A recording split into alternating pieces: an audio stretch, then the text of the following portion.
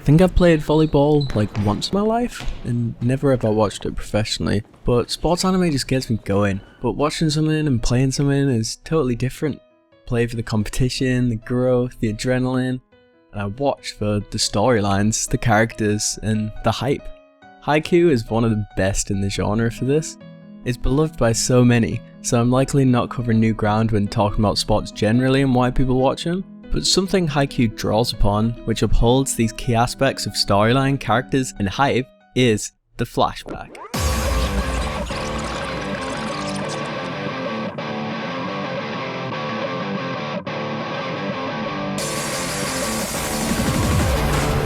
Haikyuu uses flashbacks in so many ways for both developing our characters, but also used to move the plot forward by filling in gaps in the plot that the characters of course know, but the audience don't. This is best seen in Haikyuu's hypest moments, the matches.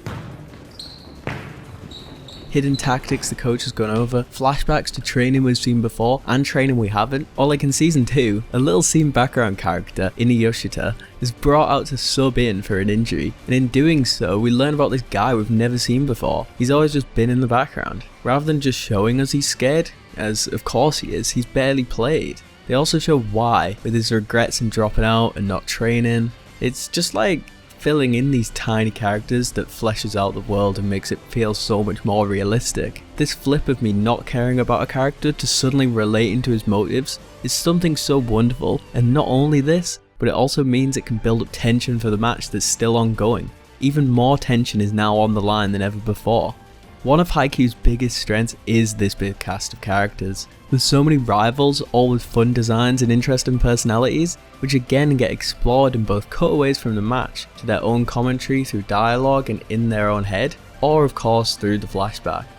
It's the fact that so many of the characters in Haikyuu are fleshed out that makes them also engaging and lovely when you see them pop up again in later episodes and seasons. We know these guys' backstories because of these flashbacks.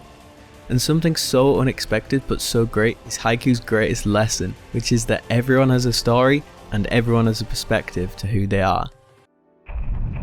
Season 3 is special for Haikyuu as it's only 10 episode season which follows one specific match. When versing Shiratorizawa, barely seeing any of the opposing team before this match began, other than the one encounter with their captain Wakatoshi. Learning about his childhood through flashbacks in the match, and that made him so much more of a character. We understand why he's got this cold personality, why he's just a machine at volleyball, and it's all because of this history that made him the man he is. We also get to learn about other characters. Tendo was such a great surprise. He made the match infinitely more interesting by just bringing his character more and more, and then we get to see his childhood and his hardships and why he deserves to be there. Flashbacks are used to develop the current plot, not just the characters. We move between many characters' thoughts. This includes the players, but also the subs, the cutaways to the audience, such as our fan group of Yachi and the Illumi. We see the coaches, we see the opposite team. They all fill in the blanks in the stories and history verbally of the match. But some characters, such as the coach, can't say out loud what he's thinking. Near the start of matches, we see him fill in the gap left from the seasons prior, in his ace tactics on how to beat Wakatoshi. This same idea is again used in season 4, where we see our players ready and motivated, and this is because of the tactics the coach has drilled into the team. Flashbacks are not just used mid-match but pre-match too. In Karasuno's famous tournament with Abajosai, a flash of Kageyama is cut into his worried look now with pre-tournament nerves. It's clearly showing us that the flashback isn't just being seen by us, but the whole event is flooding back into the characters' memories and is influencing their decisions in the current moment. It isn't just the games that use the flashback either. They're used in training montages, character-focused episodes, and even cold opens. It's likely one reason to use flashbacks was to cut down on the amount of new animation needed, but there's also no doubt it was a conscious decision made to work around this time limitation.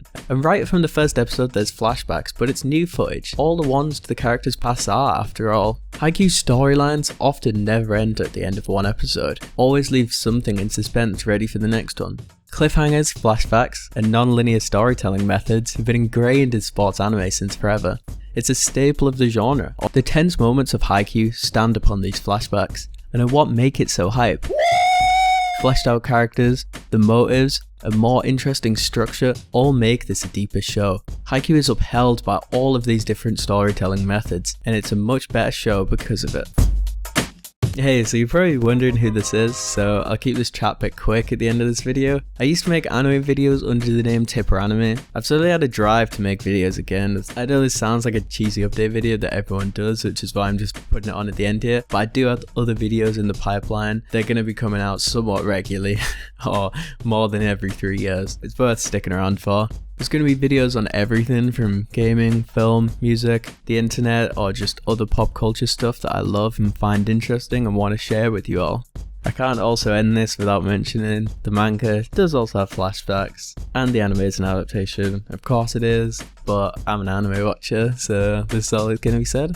That'll be it. I'll see you in the next one, guys.